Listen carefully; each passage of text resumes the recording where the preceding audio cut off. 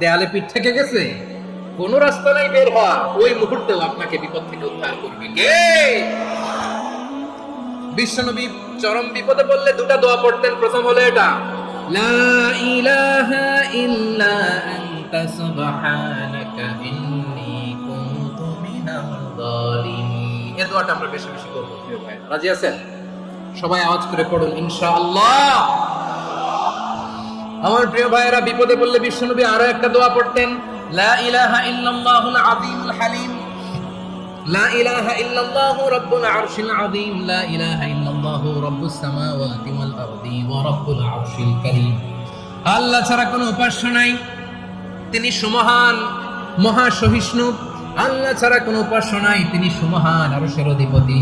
আল্লাহ ছাড়া কোনো উপাস্য নাই, তিনি আকাশের মালিক, জমিনের মালিক, তিনি সুবিশাল, আরশের অধিপতি। সুবহানাল্লাহ পড়েন। এই দোয়াটা কেউ যদি পড়ে যদি এর ওসিলা করে দোয়া করে, তাকে বিপদ থেকে মুক্তি দেয় কে?